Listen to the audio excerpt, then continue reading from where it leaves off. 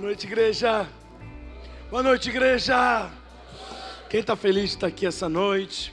Quem é feliz por ser da IBM? Eu vou falar um negócio para vocês. Eu sou mais da IBM do que a maioria de vocês aqui. Eu sou um dos poucos pastores de São Gonçalo que tive o privilégio de fazer parte das 3 estações da IBM. Eu me lembro de ter pregado na IBM quando nem IBM chamava, né? Era a Igreja Batista Mutondo. Não era tão, como é que é? Estiloso o nome, né? E, aliás, o Hugo também nem era pastor da IBM ainda. E era lá em cima do 2º andar. Eu lembro, foi um... Quem você estava lá já nessa época? Foi um culto de jovens lá? Foi um domingo? Acho que foi um domingo, não foi?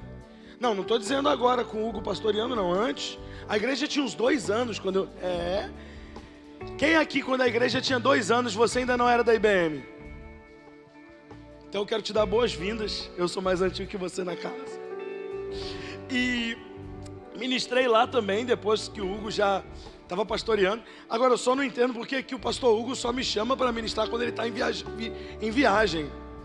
Eu não sei, uns foram chamados para Miami, outros foram chamados para São Gonçalo. Não tem jeito, mano. Não tem jeito. Eu estou feliz em ver vários amigos aqui. Aliás, quem que não está na IBM? Corta isso da live, tá? Corta.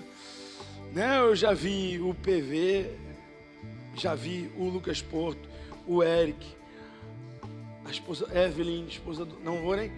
O outro PV ali, Priscila, Sarinha é minha ovelha, mandei ela para cá para trazer um pouco de fogo pentecostal para Batista de Mutondo. Eu não vou mostrar os vídeos dela no Reteté na minha igreja para não queimar o filme dela aqui na Batista, tá bom? Vocês têm que ver essa menina rodando no manto. Tá vendo a Tuane ali? Eu vou parar de citar nomes, senão eu vou esquecer. Seu Feitosa, aliás, que gentilmente cede seu filho. O Alex é ministro lá, toca baixo na nossa igreja, porque aprendeu bem com o pai. Fiquei até chateado, tinha que ser o Feitosa. Tô brincando, mano. Meu Deus, estou aqui com a minha esposa hoje, a pastora Bia. Fica de pé, meu amor. Olha que coisa linda, gente. Só as irmãs aplaudindo. E estamos esperando um bebê. Menino. Até você tá aqui, rapaz. Mas tá todo mundo aqui. E a gente tem 2 filhinhas. Tem a foto das meninas aí? Coloca no telão lá. Olha que coisa linda. Né? Tem mais foto, não tem? Minha filha tá com cara de má ali, né? Aí, sorrindo. Essa é a Aurora, tem 4 anos. Essa é a Olivia, tem 2 anos. E ali dentro tá o Judá. Graças a Deus, vou ter um menino agora, gente. Putz, imagina, 3 filhas não seria problema, mas 3 genros no futuro, aí eu não quero não, velho. Desculpa, eu não quero. Que bom, gente, vamos para a palavra. Quem está animado para a palavra de Deus essa noite? Quem ama a palavra de Deus? Eu amo a palavra de Deus. Vamos lá, Mateus capítulo 22, versículo 1. Pega a sua, trouxeram um café aqui, meu Deus. No copo, diferente, né? Ai. É assim, gente? Vocês perceberam que o anjo foi embora? Quer ver? Toca, ó, o anjo voltando. Para. Foi embora? Acabou. Obrigado, gente. Não precisa não, pode ir. Obrigado, gente. Vamos dar um aplauso para esse ministério de louvor maravilhoso. Mateus 22, versículo 1. A gente hoje vai falar sobre a parábola do banquete, ou a parábola do casamento, como você entender. Eu estou muito animado para a palavra de hoje. Meu coração está queimando. A gente vai passear nesse texto e em outros textos da palavra. Vamos falar um pouco sobre salvação hoje. Uau! Pode deixar que eu vou me segurar, gente. Eu me seguro bem. Eu já estou... Mateus 22, versículo 1.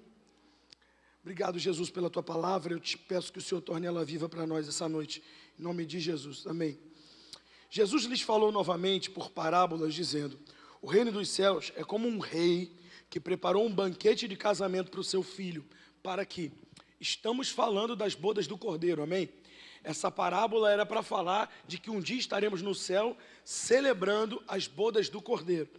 Versículo 3: enviou seus servos aos que tinham sido convidados para o banquete, dizendo que viessem, mas eles não quiseram vir. Então, já vai separando na sua mente os personagens da história: o rei, o filho, os servos, os convidados. 4. De novo enviou outros servos e disse: digam aos que foram convidados que eu preparei o banquete. Meus bois e meus novilhos gordos foram abatidos.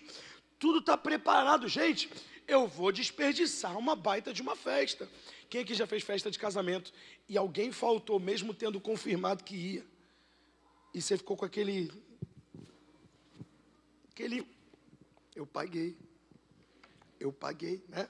Tá aqui, vem, gente, eu preparei já. 5. Mas eles não deram atenção e saíram, um para seu campo, outro para seus negócios. Quando esse texto é falado em outros evangelhos, tem aquela explicação. Um disse: comprei juntas de boi, preciso vê-las. O outro disse: comprei um campo, preciso visitá-lo, e tal. 6. Os restantes, agarrando os servos e maltratando-os, e os mataram. Peraí, gente, o cara está te chamando para um casamento e o convidado foi lá e matou.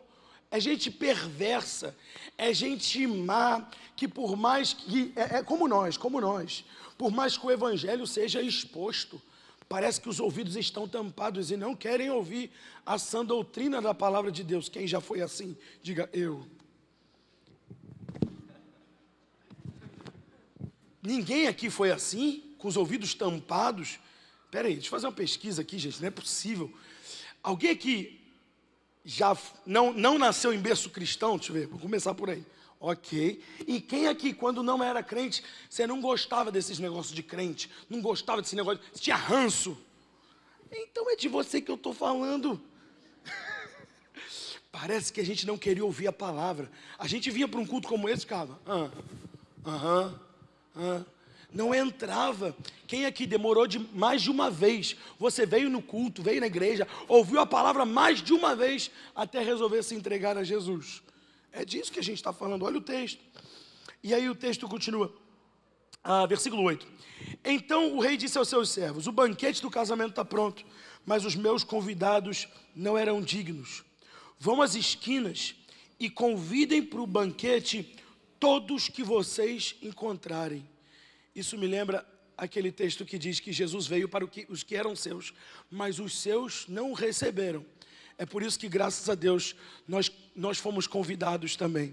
Porque num primeiro convite, Israel foi convidado, mas não aceitou o convite. E é por isso que nós, brasileiros, americanos, neozelandeses, hoje temos livre acesso à presença de Deus. Continua comigo.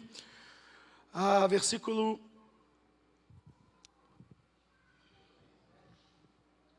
10, perfeito, obrigado, queridos. 10. Então os servos saíram para as ruas e reuniram todas as pessoas que puderam encontrar, gente boa e gente má. Às vezes a gente acha que igreja é só lugar de gente moralmente perfeita. Não é não. Eu lembro uma vez, eu fiz um apelo para salvação no final de um culto. E naquela pregação específica, eu estava falando sobre pessoas que foram feridas pela vida, vítimas da vida. E aí eu falei, olha, se você já foi machucado pela vida, eu não estava tentando ali, sei lá, manipular a emoção de ninguém, eu estava só mostrando uma realidade. Você que é vítima da vida, você hoje está arrebentado, a vida te arrebentou, e você hoje encontrou Jesus, Jesus te encontrou. E aí muita gente veio aceitar Jesus naquele dia. O Espírito Santo falou aqui dentro do meu coração. E quem não foi vítima? Pelo contrário. E quem foi o agressor? Há lugar para agressores arrependidos dentro do reino de Deus? Sim. E foi quando eu estendi o apelo e disse assim, olha, se você está aqui nesse lugar e parece que a pregação não foi para você, porque você não foi vítima, você foi a causa da dor, você foi o abusador, você foi o opressor, você foi quem machucou, sai do seu lugar, venha na frente. E várias pessoas vieram. Dentre essas pessoas, um rapaz que está com a gente até hoje. Depois, no final do culto, me procurou e falou, pastor, muito obrigado pelo apelo, porque eu sou ex-presidiário. Eu perdi meu casamento por conta de adultério, perdi tudo que eu tinha por conta do crime do qual eu fazia parte, da facção da qual eu fazia parte, e depois de fazer tanto mal a tanta gente, ele chegou a confessar: pastor, aqui entre nós, hein? E ele falou: pastor, eu já matei gente, pastor. Então, quando o senhor fala de vítima, eu nem me identifico. Mas quando o senhor disse que tinha agressores arrependidos na igreja, que para eles também haveria um lugar de serem restaurados, transformados e mudados, aí eu me enxerguei na sua pregação. O texto diz: gente boa e gente má. Todo mundo foi convidado. O texto continua: e a sala do banquete do casamento ficou cheia de convidados. Mas quando o rei entrou para ver os convidados, notou ali que um homem que não estava usando veste nupcial, e perguntou: amigo, como você entrou aqui sem a roupa adequada? Deixa eu confessar uma coisa para vocês, antes da gente encerrar o texto. Ontem fiz 2 casamentos, e eu tenho uma dificuldade muito grande de casamento, porque eu não sei se daí dá para perceber, mas eu sou gordinho. Não sei se o ângulo da luz, não sei, mas eu sou gordinho. E o gordinho, para vestir terno, o número da calça que cabe não é o número do paletó que cabe. O número do paletó que fica bem não é... E aí eu tenho um paletó lindo, mas ele não fecha. Mas fica perfeito. E aí ontem eu fui para o casamento, ainda dei o azar de no primeiro casamento sujar a calça que eu ia usar no segundo. Vocês não fazem ideia da dificuldade. Eu chegar lá, bonitão, e o segundo casamento era em inglês e português. Era um gringo casando com uma brasileira, e eu lá com aquele terno que não fecha, e com a camisa para fora da calça, porque se eu boto para dentro, fica um balão, sabe, para fora, dá uma disfarçada. Orem por mim que eu descobri um negócio chamado low carb. Estou sentindo que agora vai, orem por mim. Mas é tão difícil. Quem aqui, vamos lá, vamos fazer essa pesquisa. Eu gosto muito de interação, então vocês me perdoem. Quem aqui já foi convidado para ser padrinho de casamento? Você gostou, você amou, mas depois você lembrou que você ia ter que alugar a roupa. Vai. E é 200, 300 conto cada uma, é a sua e da tua esposa, não é? A sua e do teu marido. Ele vai alugar um terno, uma gravata, você vai alugar um vestido. Misericórdia. A gente fica tão honrado na hora que você vai ser meu padrinho. Ai, obrigado. Ixi, mundo do céu. Minhas filhas, então, que está na moda chamar a filha do pastor para ser daminha de honra, eu já pedi para a Bia, falei: amor, explica para a galera que convidar, se convidar vestidinho de dama é por sua conta. É difícil. E aí, a Bíblia está falando disso. Vamos fazer uma comparação antes da gente terminar o texto. A Bíblia está dizendo que alguns foram convidados. O final do texto vai dizer: porque muitos são chamados, mas poucos escolhidos. Esse texto está falando de salvação, sim ou não? Sim ou não? Está falando de salvação. Então o rei convidou alguns, pessoas que foram convidadas para a salvação, literalmente não quiseram. E aí a Bíblia diz que alguns quiseram, alguns falaram: eu quero, eu aceito o convite. Quero crer que a maioria de nós aqui já aceitou esse convite, amém? E a gente tem um convite, faz assim, mostra para o seu irmão o seu convite. Fala aí: eu sou convidado. Eu sou convidado para a festa. Quando a gente chegar no céu, caso alguém diga: olha, você não pode entrar, eu vou dizer: olha, desculpa, mas eu fui convidado. E quem me convidou é o dono da festa. E enquanto eu vivia na terra, eu aceitei o convite. Só que, às vezes a gente pensa que só receber o convite e aceitar o convite é o suficiente. Mas esse texto prova que não. Que isso, pastor? Lê comigo. De novo, 12. E perguntou: amigo, como você entrou aqui sem veste nupcial, sem a roupa correta? O homem emudeceu. Não, é que eu não tinha... Então o rei disse aos que o serviam: amarrem-lhe as mãos e os pés, lancem-o para fora daqui, nas trevas. Ali haverá choro e ranger de dentes, porque muitos são chamados, mas poucos os escolhidos. Quer dizer então que alguém foi chamado, alguém recebeu o convite da salvação, alguém pegou esse convite e aceitou o convite, mas quando chegou na festa não estava vestido, não estava arrumado, não estava com a roupa correta para aquela festa. E você acredita que é possível que alguém tenha aceitado o convite, tenha recebido o convite, aceitado o convite. É isso. É de Deus demais. Obrigado, mano.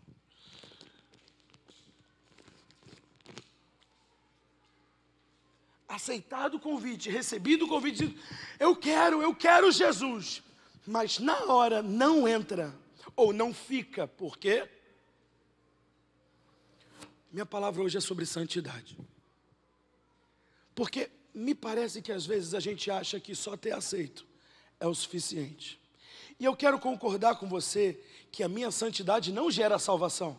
Não é por eu ser santo que sou salvo, mas é por eu ser salvo que me santifico. Ninguém aluga uma roupa para um casamento se não antes tiver sido convidado. Fui convidado, logo vou providenciar a roupa adequada para esse casamento. O que esse texto está dizendo é, filhos amados, vocês todos foram convidados, vocês aceitaram o convite, só tem um detalhe que não pode faltar, santidade. É permitir que o Espírito Santo troque suas roupas, que Ele tire medidas, que Ele diga, olha, está sobrando, ou que Ele diga, está faltando, deixa eu ajustar isso aqui. Se você tem o costume de anotar a palavra, eu quero te incentivar a anotar essa palavra de hoje. A gente só está começando. O tema da palavra de hoje é o alfaiate real. A gente vai falar do Espírito Santo. Esse que é aquele capaz de trocar a nossa roupa, capaz de fazer uma roupa por encomenda, capaz de ver cada detalhe do que a gente precisa. João capítulo 16, versículo 7, diz assim, Jesus dizendo, eu lhes afirmo que é para o bem de vocês que eu vou, porque se eu não for, o Consolador, o Conselheiro, não virá para vocês. Mas se eu for, eu o enviarei. E quando ele vier, convencerá o mundo do pecado, da justiça e do juízo. Versículo 12 diz, ainda tenho muito a lhes dizer, mas vocês não o podem suportar agora. Não dá para, Jesus dizendo, não dá para eu explicar tudo para vocês agora. Eu vou partir, já não dá mais. Mas quando o Espírito da verdade vier, ele vos guiará em toda a verdade. Não falará de si mesmo, falará apenas o que ouvir e lhes anunciará o que está por vir. Ele me glorificará, porque receberá do que é meu e o tornará conhecido a vocês. É Jesus dizendo, olha, eu te fiz um convite, você aceita o convite, mas você sozinho não é capaz de ter a roupa necessária para essa festa. Ontem, um desses casamentos que eu fiz, foi no lugar mais chique que eu já fui em Niterói. O lugar tinha uma praia particular. O lugar tinha um pier particular. Era o salão de festa mais lindo que eu já vi na minha vida.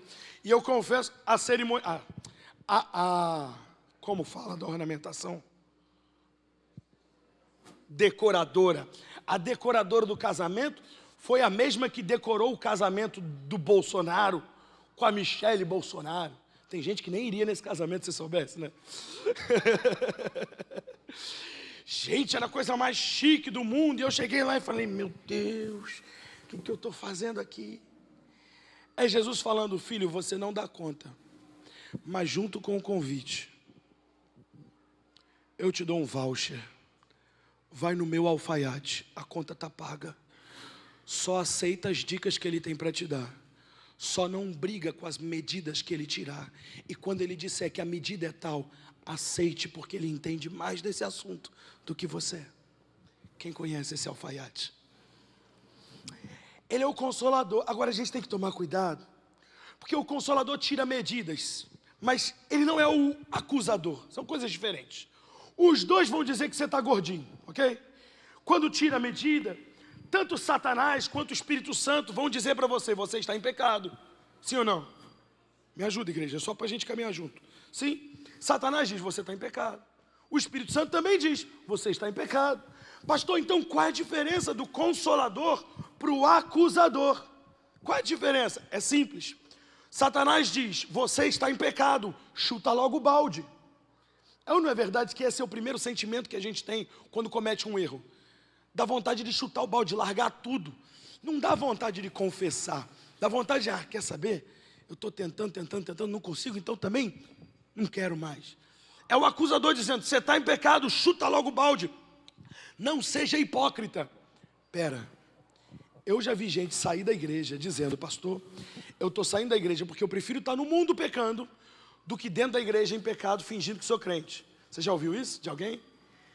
Só que essa não é verdade. A verdade é que a pessoa quer estar no mundo porque lá ele não vai ser incomodado, ele não vai ser confrontado em seu pecado. Então Satanás está dizendo: olha, chuta logo o balde. Enquanto isso, qual é a palavra do Consolador? O Consolador está dizendo: filhão, mesma frase, você está em pecado. Condenador, você está em pecado. Consolador, você está em pecado. Só que o final é diferente. Condenador, acusador, você está em pecado, chuta logo o balde. Filho, você pecou. Se voltar agora, o caminho de volta é mais curto. Se parar agora, oh meu Deus, se o filho pródigo tivesse parado no meio do caminho. Se ele tivesse ido: eu vou embora também, eu não quero. Não, pai, não. Não vou não. Desculpa. É a voz do Espírito Santo. Aliás, essa é a diferença entre Pedro e Judas. Eu já vi pessoas tentando fazer um juízo sobre a diferença do sentimento dos dois. Filho, o sentimento dos dois foi igual. Eu já vi gente falando: não, um é remorso, o outro é arrependimento. Concordo, mas remorso e arrependimento só são definidos depois da atitude que você toma. O sentimento é o mesmo. É aquele sentimento de: cara, o que eu fiz? Eu não devia, meu Deus do céu, onde é que eu estava com a cabeça? É o mesmo sentimento. Só que aos ouvidos de Judas estava o acusador dizendo: você não vale nada, desiste logo. Por que você não se enforca logo de uma vez? Por que você não tira logo tua vida? Você não vale nada. Está vendo o que você fez? O que você fez representa o que você é. Só que aos ouvidos de Pedro estava o Consolador dizendo: filhão, o que você fez não representa quem você é. Quem você é como Jesus te enxerga. E Pedro ouvia algo diferente. E aí, essa é a minha pergunta: será que às vezes a gente não dá ouvido para o condenador, achando que é o Consolador? É diferente. O Consolador é o alfaiate. Ele vai tirar medidas. Misericórdia, se for tirar as minhas. Não sei se você já teve a experiência. Mulheres aqui, mulheres. As mulheres vão saber do que eu estou falando. Mulheres que já casaram. Você foi fazer a última prova do vestido, faltava um mês para o seu casamento. E o que a pessoa lá da loja falou para você? Mediu bonitinho, ó. Coube, tudo certo. E ela te deu um alerta: cuidado, daqui até o casamento. Fala vocês, porque se eu falar vai ficar feio. Não. Oi? Fala, gente. Nem emagrece. Não, mas emagrecer eu acho que ainda dá para botar um grampinho, dar uma apertadinha ali. Mas se engordar já era. É o Espírito Santo falando: filhão, deixa eu tirar a sua medida, deixa eu ajustar. E agora que você está aperfeiçoando, tá bonito, agora faz só o seguinte: mantém tua santidade. Mantém quem você é. O texto que a gente sempre usa para a Santa Ceia, não é? 1 Coríntios 11. E aí o texto diz: quando somos julgados por Deus, aliás, se nós nos julgássemos a nós mesmos, não seríamos julgados. Você quer saber o meu problema com minha barriga? É que quando eu olho no espelho, meu rosto é magro, você já deve ter percebido. E quando eu olho no espelho, eu não me sinto gordo. Deve ser o acusador, só pode. Eu não me sinto gordo. Logo, não provoca em mim mudança. Essa semana um amigo meu, vou até mandar o corte desse vídeo para ele, me mandou um áudio de 3 minutos e uma pregação do Luciano Subirá, cujo tema era: cuide do seu corpo. Já falei que eu estou entrando no low carb agora, vocês vão ver só. Até o capeta vai chorar agora que eu vou. E tem que alguém de fora me mostrar. Tem que alguém que não faz parte desse contexto humano dizer: filho, não está legal. Eu me pergunto se existe alguém aqui nessa noite que esteja disponível para ser confrontado por essa palavra. Quando o Espírito Santo diz: filho, tá bom, mas ainda não está perfeito. Ainda não está como tinha que ser. Você ainda não se arrumou para esse casamento. Meu medo é porque e aí eu não estou falando mais de vocês, mas estou falando de todos nós como igreja, é que alguns de nós vão ter título, quem sabe pastor como eu, e a gente vai chegar lá e vai tentar dar uma carteirada, não, mas olha o meu convite, e aí alguém vai dizer, desculpa, mas você pode ter o convite que for, com essa roupa você não entra nessa festa. E sinceramente, eu não acho que Satanás está tentando me matar, sabe, fisicamente. Eu acho que o que Satanás tenta fazer com a nossa geração é plantar uma semente de iniquidade, para que a gente desenvolva aquilo em secreto, sem confissão de pecados, sem mudança de atitude. E é difícil quando alguém chama a gente de gordinho, ou quando alguém diz que a roupa não está legal, ou que eu tenho que fazer algum ajuste. Eu tenho que estar disponível para o Espírito Santo falar, filho, não está legal, muda a tua vida devocional, porque você tem mais dedicação com a tua rede social do que comigo, muda isso, muda aquilo. Parece que é como colocar um tênis novo, parece que dói. Você fala, esse número não é o meu, e o Espírito Santo está falando, é sim. Dói agora porque você não está acostumado. Dói agora porque ler a palavra não é hábito ainda. Dói agora porque orar mais de 5 minutos ainda não é hábito. Não precisa levantar a mão, mas vai. Quem aqui, às vezes, sente que na hora da sua oração tem uma barreira ali perto dos 8 minutos, ali perto dos 10 minutos, que sua oração dificilmente rompe essa barreira, que a gente vai orando, 5 minutos, uau, 6, 7, 8, e para ali, porque literalmente eu não consigo romper aquela barreira, e o Espírito Santo está tirando a medida e dizendo, filhão, tem que mudar. Efésios capítulo 5, versículo 25, é um texto sobre casamento, mas também fala sobre nós, a noiva de Cristo. Maridos, amai vossas esposas, e mães, amém. Catuca seu marido, pelo menos aí. Como também Cristo amou a igreja e a si mesmo se entregou por ela. Agora olha o versículo 26. Para que a santificasse, tendo-a purificado por meio da lavagem de água e pela lavagem da palavra, para a apresentar a si mesmo, como igreja gloriosa, sem mácula, sem ruga, nem coisa semelhante, porém santa e sem defeito.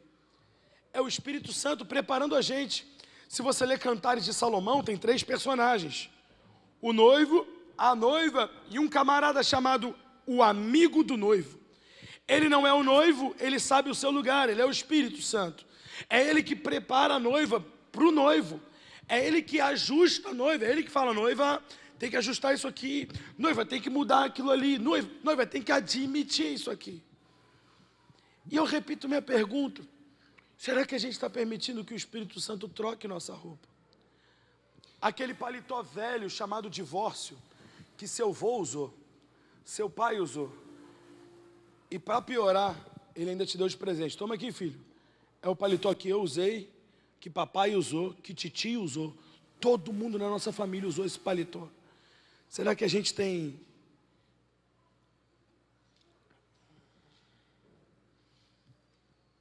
paciência? Será que a gente tem coragem de deixar o Espírito Santo cortar esse paletó velho?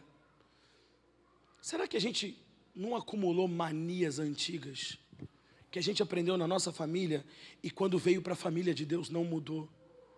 Uma vez me perguntaram se eu acredito em maldição hereditária.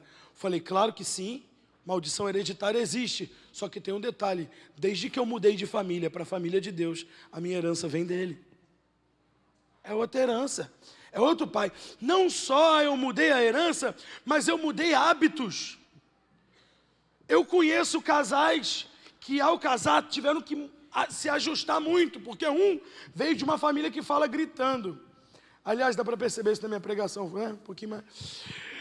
O irmão veio da igreja pentecostal, prega gritando. Para que gritar tanto, pastor? Então, aquele casal pregando. Aquele casal se casa. E um fala gritando, o outro fala, amor, por que você está falando alto desse jeito? Quem é que teve que ajustar hábitos? Porque quando você se casou, as coisas eram de um jeito na sua casa e eram de outro jeito na casa do seu marido, na casa da sua esposa. Por favor, admite. Obrigado, obrigado, obrigado. Sua esposa está, levanta a mão. Levanta, ué. Levanta. Está na hora da gente admitir que a gente não tem roupa para essa festa. Eu preciso do Espírito Santo de Deus. O Senhor nos conhece mais do que ninguém. O Senhor nos vê quando ninguém está mais olhando para a gente. Quando no íntimo do nosso dia a dia, ou quem sabe quando na nossa mente a gente ainda falha. Espírito Santo, por favor, nos confronta. Espírito Santo, por favor, nos mostra onde a gente ainda falha, onde a gente ainda erra. Nos mostra o caminho, sonda meu coração. Faz essa oração comigo. Sonda meu coração, vê se há em mim algum caminho mau. Me guia pelo caminho eterno. Vê se há em mim soberba. Vê se há em mim orgulho. Vê se há em mim aquilo que faz com que sua presença não tenha liberdade de agir na minha vida. Vê se há em mim, alfaiate real. Pode me medir, pode me convencer do pecado, da justiça, do juízo. Pode tirar minhas medidas, pode tirar minhas medidas. Não vou ler agora, mas em Gênesis 24 tem uma história muito interessante. Abraão está bem velho e ele está prestes a morrer. E ele está preocupado porque seu filho Isaque ainda não se casou. Então ele chama o servo mais importante da casa, o servo de maior confiança. Lembra, o servo aqui representa o Espírito Santo. E ele diz, vai encontrar uma esposa para o meu filho. Vai preparar uma esposa para o meu filho. E isso que ele foi fazer. Se você vier comigo, pega a sua Bíblia comigo. Zacarias capítulo 3, versículo 1. Zacarias 3, versículo 1.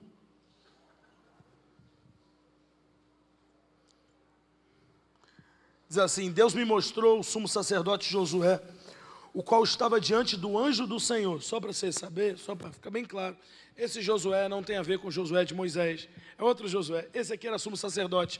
Zacarias está profetizando, vendo o sumo sacerdote da época dele.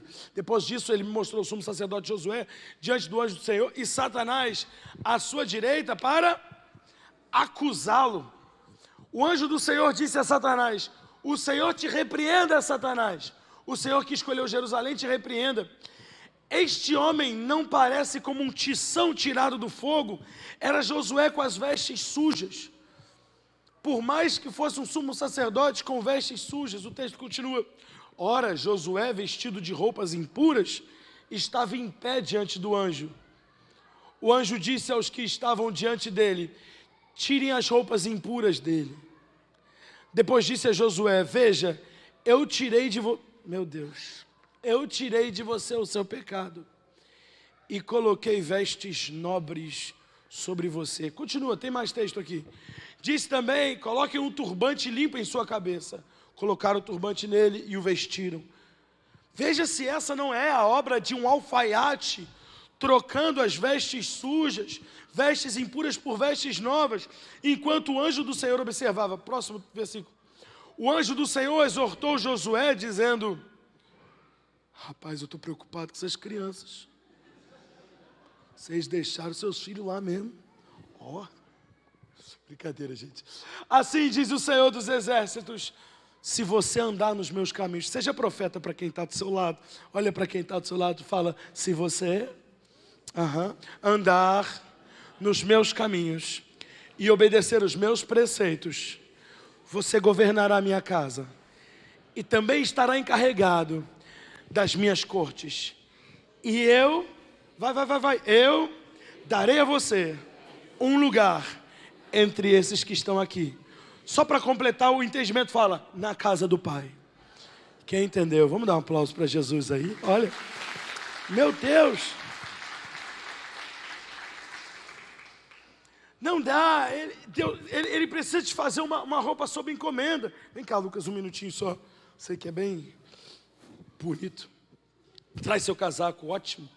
Ótimo, nossa. Deixa eu ver aqui. Vem cá, mano. Você sentiu, não sentiu? Traz o casaco também. Traz o casaco também. Só traz, meu amigo.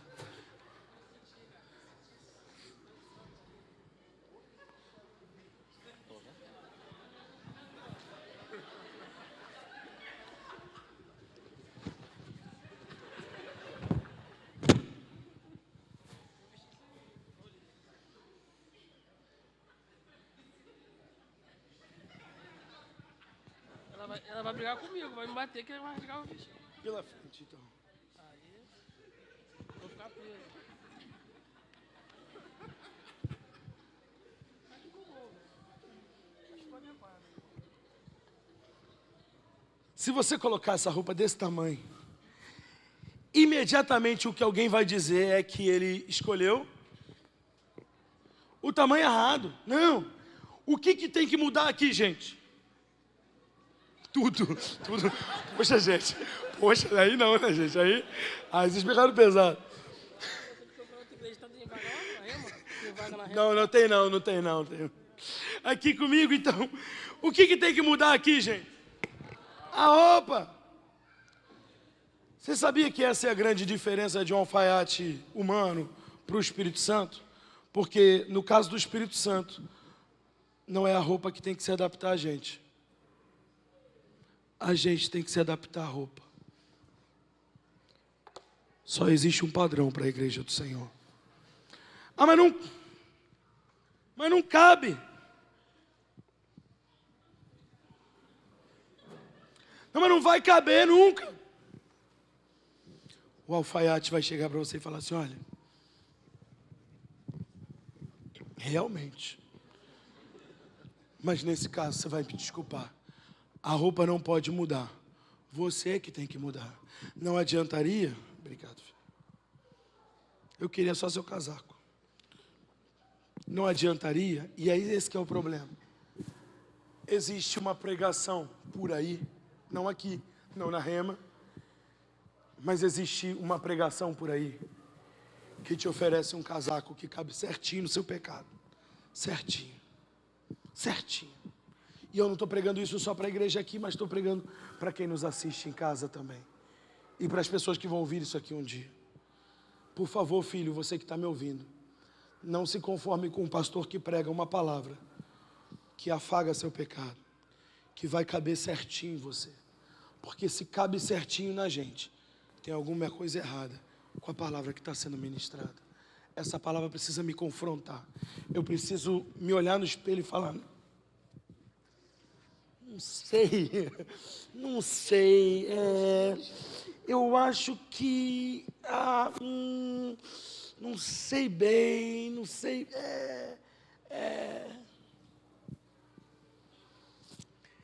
Deus está te dando vestes novas, no entanto, ela é do tamanho que Ele quiser que seja. É a gente que precisa se adaptar. Um aplauso para os meninos mais lindos dessa igreja. Melhorou? Eu estou fechando aqui. Só para comentar, Esther capítulo 2.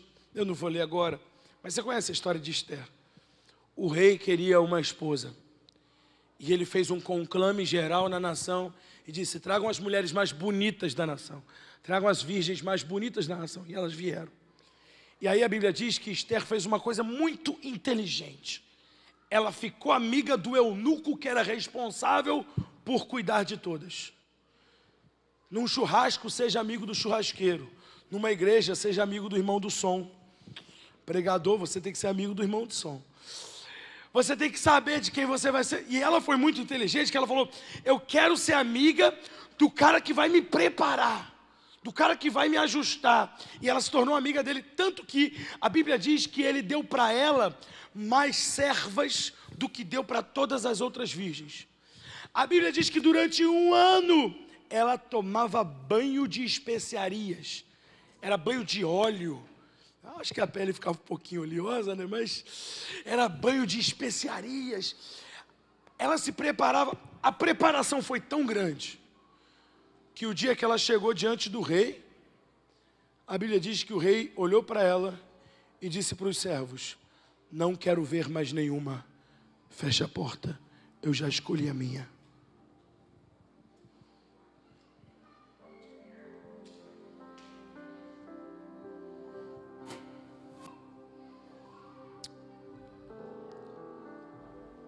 Só tem um par de olhos nesse universo que eu quero de verdade que me admire no final das contas.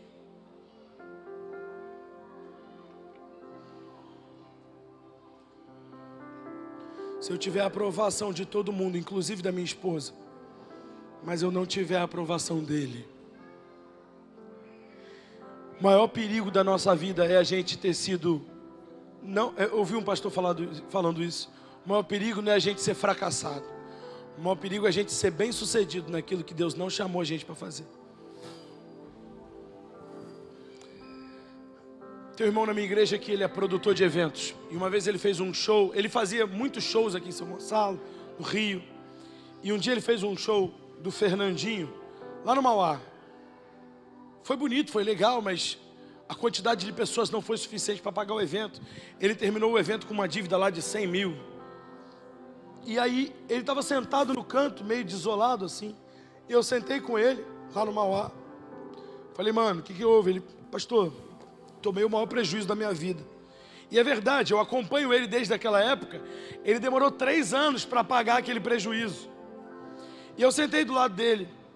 E eu fiz essa pergunta, eu falei, mano, Jair, o nome dele. Ele permite o testemunho? Ele já deu esse testemunho.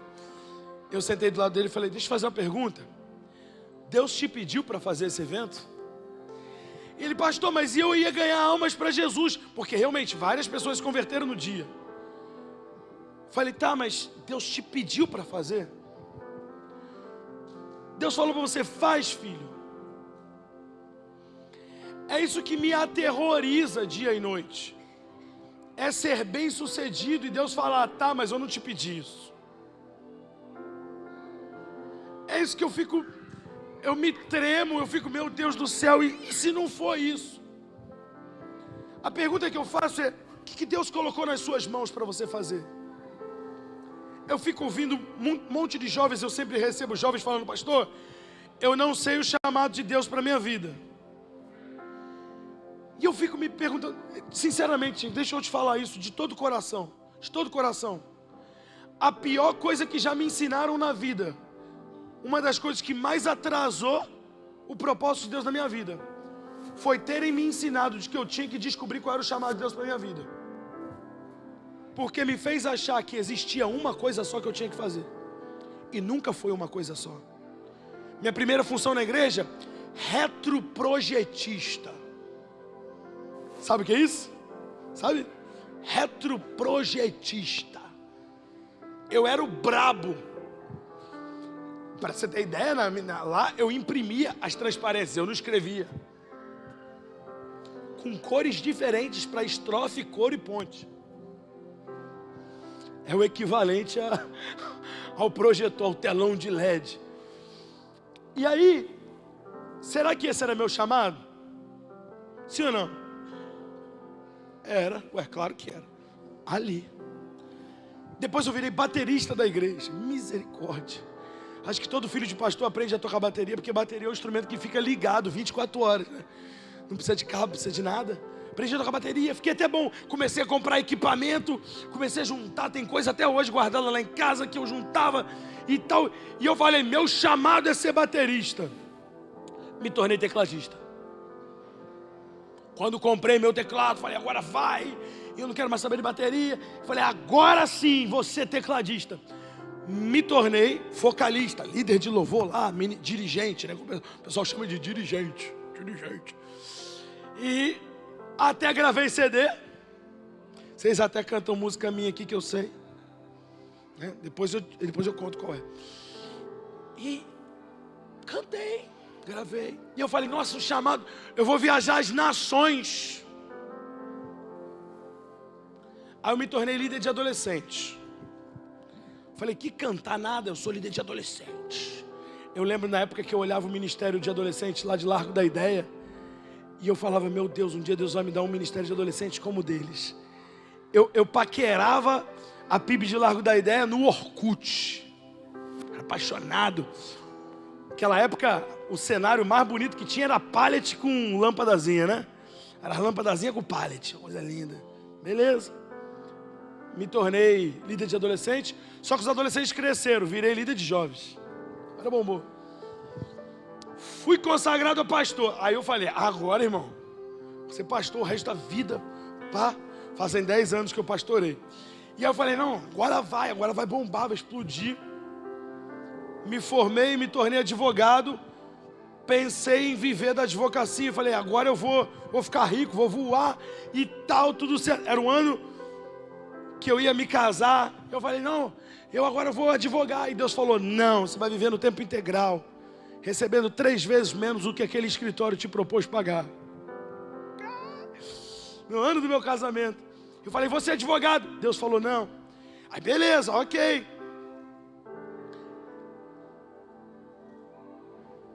Pedi essa mulher em casamento. Me casei com ela. Aí, gente, aí acabou, aí parou. Aí parou, porque eu descobri que meu chamado era ser marido. Quem aqui, quando casou, você queria tirar férias da igreja? Ninguém, só eu. Eu sou assim. Meu irmão, falei, eu só quero ficar em casa com minha esposa, assistindo Netflix, debaixo de um cobertor, em oração, em jejum.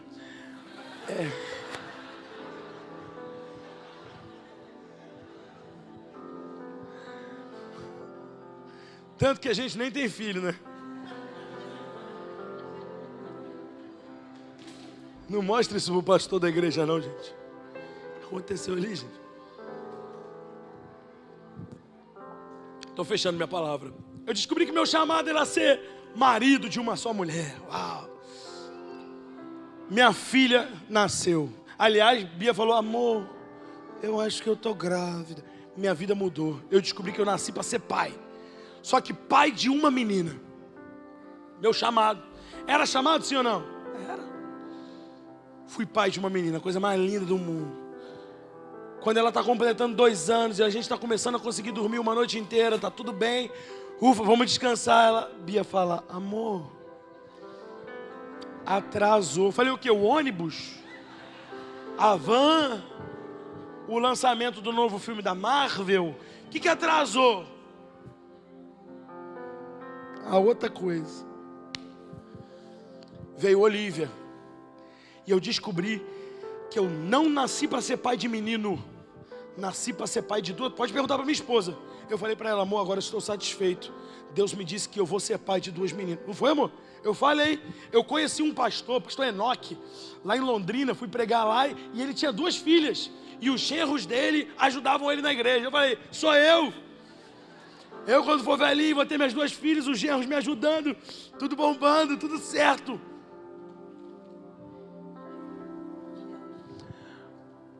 Amor,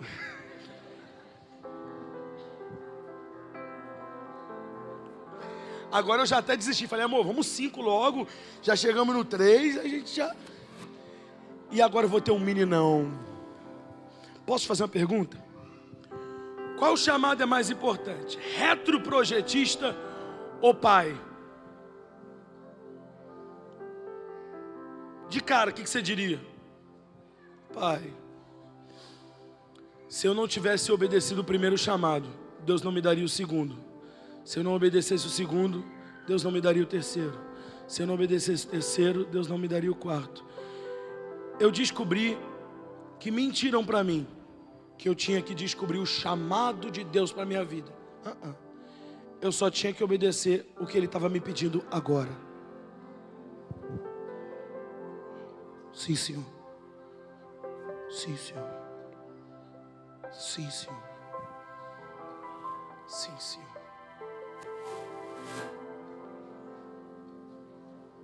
Sim, Senhor. Sim, Senhor. Sim, Senhor. Sim, Senhor. Sim, Senhor.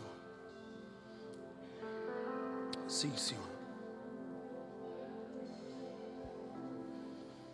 Senhor Jesus, dentro desse pai de 3 crianças, dentro desse pastor, ainda tem um garoto retroprojetista que continua dizendo sim, Senhor. Sim, Senhor. Qual é a próxima aventura, Senhor? Qual é a próxima aventura que a gente vai viver junto, Jesus? Para onde? O que o Senhor quer de mim? Aqui dentro ainda tem aquele menino dizendo sim, Senhor. Sim, Senhor. Eis-me aqui. Sim, Senhor.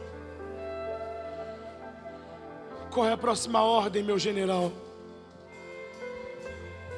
Qual é a próxima missão, meu comandante? Eis-me aqui, envia-me a mim. Meu alfaiate, pode falar onde eu estou errando. O que eu preciso ajustar? Só você conhece a festa onde eu estou para ir, então só você sabe o tipo de roupa que eu preciso vestir para estar lá. Só o Senhor conhece meu destino, então só o Senhor sabe o que eu preciso aprender para poder chegar lá. Por favor, filho, filha, você que está aqui essa noite, não me deixa fazer essa oração sozinho essa noite. Faz essa oração para Ele e fala: eis-me aqui, alfaiate real. Me ajusta, me poda, me corta. Como Oséias diz no capítulo 6, vinde, tornemos ao Senhor, pois Ele nos despedaçou e nos sarará. Fez a ferida e nos curará, e nos revigorará, e ao terceiro dia nos renovará, para que vivamos diante dEle. Conheçamos e prossigamos em conhecer ao Senhor. Pode dizer: Senhor, o que Tu queres de mim? Filho, você que está no seu lugar, enquanto a gente está perguntando para Ele o que queres de nós, Ele está dizendo: é o que já está na sua mão, filho. Vamos parar de olhar para aquilo que está fora do nosso alcance. O que está no seu alcance? Os amigos que você tem, o tempo que você tem, o trabalho que você tem, o casamento, quem sabe o namoro, quem sabe o noivado, quem sabe os estudos, quem sabe a faculdade. Eu não sei o que está na sua mão. Para de se preocupar com o grande chamado na sua vida e começa a se preocupar com o que já está na sua mão. Quem sabe é um GC que você é anfitrião, ou que você é líder, ou que você é membro. Quem sabe você pertence a essa igreja, mas ainda não está num GC. E Jesus está falando: usa seu tempo melhor para mim, filho. Se ajusta. Deixa eu mudar a sua roupa. Deixa eu mudar seu estilo. Deixa eu mudar seu jeito de falar. Deixa eu mudar seu jeito de agir.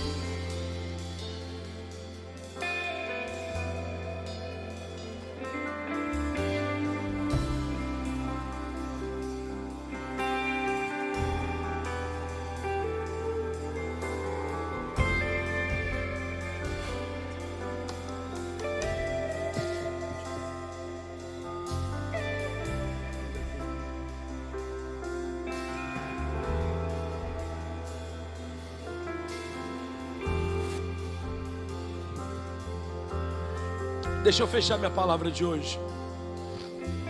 Isso não está no meu esboço, mas deixa eu te dizer. Me dá mais 3 minutinhos, 5 eu entrego o microfone. Evangelho de Lucas, quando fala da negação de Pedro, Lucas é o único evangelho que mostra uma coisa que os outros evangelhos não mostraram daquele dia. Depois que Pedro nega Jesus, a Bíblia diz que Jesus olha para ele. O Evangelho de Lucas é o único que mostra isso. Que Jesus olha para Pedro. Eu imagino a vergonha que Pedro não sentiu. Porque Pedro era aquele cara que dizia: eu nunca vou te negar, eu nunca vou te abandonar, eu nunca vou te trair, eu morro por você. E na hora que Pedro encheu a boca para negar o Senhor, Jesus olhou para ele. Eu acho que cortou Pedro até no meio.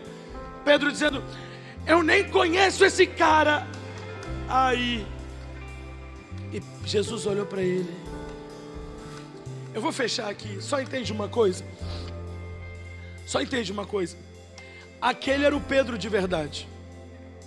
Aquele era o Pedro de verdade. Pedro não era um homem corajoso. Pedro era um homem covarde. É por isso que ele era precipitado. Todo covarde é precipitado, porque se ele pensar demais, ele perde a coragem. E ele faz precipitadamente, porque ele sabe que ele não tem coragem suficiente. Então quando Jesus aparece no mar, ele diz: deixa que eu vou andar sobre as águas. Mentira, ele não tinha coragem, tanto que ele afunda depois. Pedro era covarde, tanto que quando os soldados vêm prender Jesus, Pedro não estava tentando defender Jesus. Pedro estava tentando ter uma morte bonita. morrer por amor. Só que quando Pedro nega Jesus, Jesus olha para ele e eu consigo imaginar o sentido daquele olhar. O sentido daquele olhar era com esse Pedro que eu queria falar desde o início. Então quem sabe Deus está dizendo para mim essa noite, ou quem sabe Ele está dizendo para você, é com esse Pedro que eu queria falar, com Pedro de verdade. Eu não quero falar com uma máscara, eu não quero falar com um personagem, eu quero falar com esse Pedro. Feche seus olhos no seu lugar.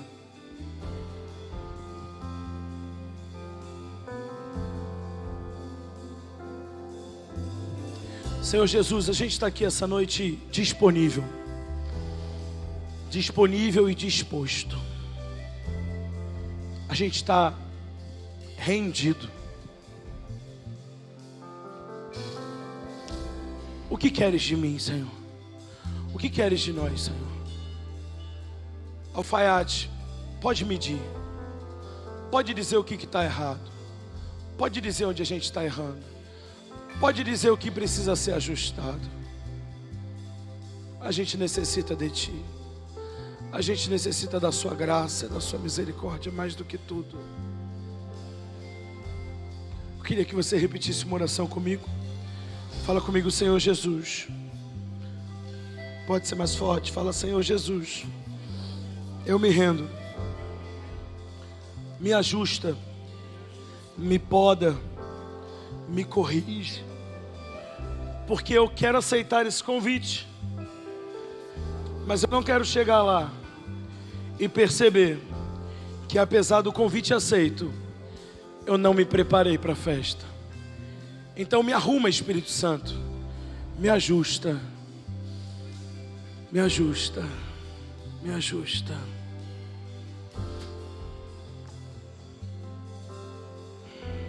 Amém, amém. Você recebeu essa palavra hoje? Deus abençoe a vida de vocês. Amo vocês de todo o coração.